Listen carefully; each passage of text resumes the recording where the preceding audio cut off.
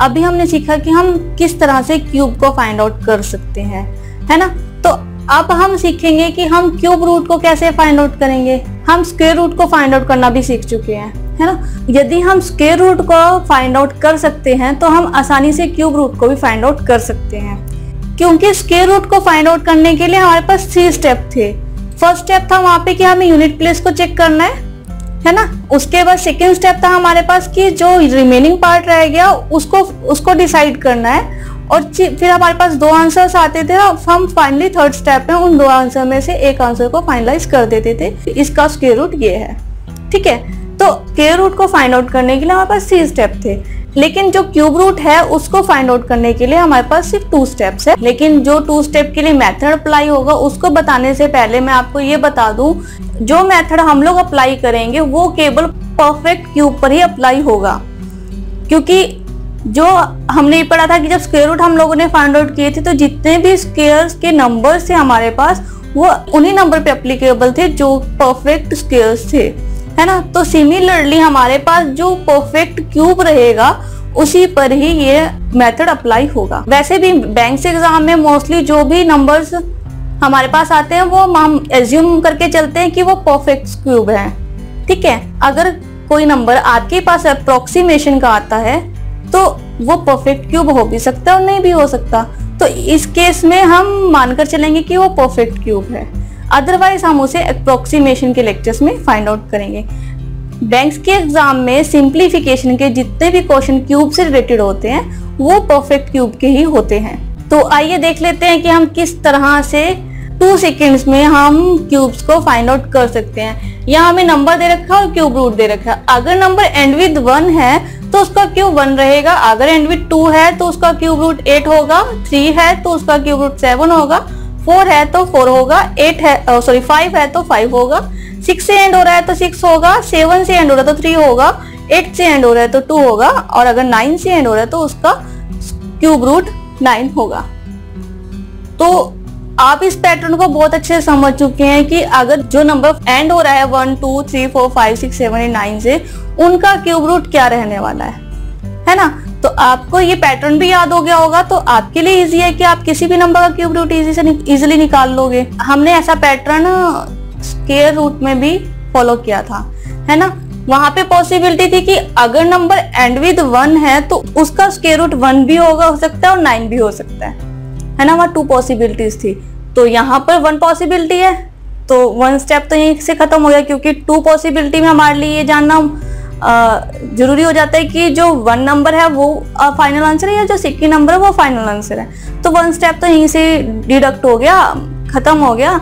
तो इसलिए हम लोगों को 2 स्टेप ही रह गए हमारे पास, जो हम फाइंड आउट करेंगे क्यूब रूट के केस में। तो आइए सीख लेते हैं कि हम किसी भी नंबर का क्यूब रूट कैसे फाइंड आउट कर सकते हैं। यहाँ पर एक नंबर है हमारे पास 571787। यहाँ पर हमारे पास एक नंबर है 571787। इसका हमने क्यूब रूट फाइंड आउट करना है। सिमिलरली ये नंबर 7 से एंड हो रहा है, अगर ये नंबर 7 से एंड हो रहा है तो इसका क्यूब रूट 3 है, ठीक है। तो जो यूनिट प्लेस में हमारे पास आएगा वो 3 आएगा, ठीक है। उसके बाद सेकेंड स्टेप था हम लोगों ने कि लास्ट के 2 डिजिट, स्क्वायर रूट में हमने लास्ट के 2 डिजिट को छोड़ा था, क्यूब रूट में हम लास्ट के 3 डिजिट को छोड़ेंगे। अब सेकेंड स्टेप में नेक्स्ट था कि जो आपके पास रिमेनिंग पार्ट है नंबर का, आप उससे लेस देन जो भी परफेक्ट क्यूब रहेगा आप उसको यहाँ पर लिखोगे। तो अगर आप 571 से कम लेस देन परफेक्ट क्यूब देखो तो वो है 512, और 512 किसका क्यूब होता है? 8 का, ठीक है। तो हमारे पास यहाँ पर एक आंसर है, तो इसलिए इसको फाइंड आउट करना इजी है। ये हमारे पास फाइनल आंसर है।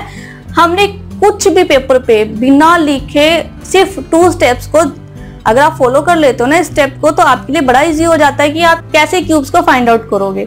तो बिना कुछ भी लिखे कुछ सेकंड में मैंने इस नंबर का क्यूब रूट फाइंड आउट कर दिया। सेकंड मैं यहाँ पर ले रही हूँ 148877। हमने 148877 इसका क्यूब रूट फाइंड आउट करना है। तो 148877, तो फर्स्ट स्टेप फिर से वही कि अगर नंबर एंड विद 7 है तो उसका जो क्यूब रूट रहेगा वो 3 रहेगा, ठीक है। लास्ट के 3 डिजिट मैंने छोड़ दिए, और 148 इससे जो कम लेस देन जो क्यूब रूट है, परफेक्ट क्यूब रूट वो 5 का है 125, तो मैं यहाँ पर 5, this is the final answer.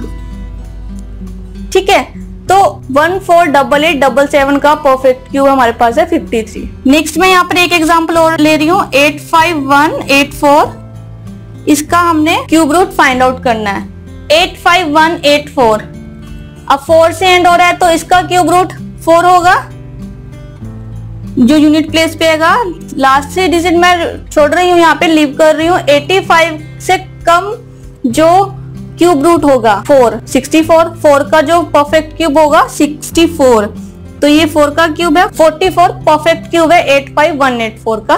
तो आपने देखा कि कुछ सेकंड्स में ही आप, अगर ये पैटर्न आपके दिमाग में आ जाता है, स्टेप्स आप फॉलो कर लेते हो, तो बड़े ही आसानी से आप इन क्यूब रूट्स को फाइंड आउट कर सकते हो। मैं एक एग्जांपल और ले लेती हूँ यहाँ पे 46656, इसका क्यूब रूट हमने फाइंड आउट करना है। 6 है तो 6 नंबर्स एंड विद 6 है तो 6 इसका क्यूब यूनिट प्लेस पे आएगा। मैं 3 डिजिट छोड़ रही हूँ। 46 से जो कम परफेक्ट क्यूब है वो है 27, है ना, तो 27 किसका क्यूब है 3 का, तो 36 इसका परफेक्ट क्यूब है। तो आप भी इन मेथड्स को, इन स्टेप्स को फॉलो कर लीजिए और कुछ सेकंड्स में क्वेश्चन के आंसर्स को फाइंड आउट कर लीजिए। तो आपने देखा कि आप कितने आसानी से क्यूब रूट्स को, स्क्वायर रूट्स को, क्यूब्स को, स्क्वायर्स को, मल्टीप्लिकेशन, डिवीजन, एडिशन, सब्ट्रैक्शन कितनी आसानी से कर सकते हैं, है ना, कुछ स्टेप्स को फॉलो करके। लेकिन आप ये ध्यान रखिए कि जो भी नंबर है हमारे पास, अगर हमें इसका स्क्वायर रूट और क्यूब रूट फाइंड आउट करना है तो वो परफेक्ट क्यूब और परफेक्ट स्क्वायर पे ही एप्लीकेबल होंगे। ठीक है, तो आप इन सभी टॉपिक्स की, इन सभी रूट्स की, इन सभी मेथड्स की और पूरे के पूरे सेशन की अच्छे से प्रैक्टिस कीजिए ताकि आप एग्जाम को जल्दी ही फिनिश कर पाएं। तो आई होप सो आपने इस सेशन को एंजॉय किया होगा और इन सभी टेक्निक्स को अच्छे से सीखा होगा और आप इन सब पे अच्छे से प्रैक्टिस कीजिए। Thank you.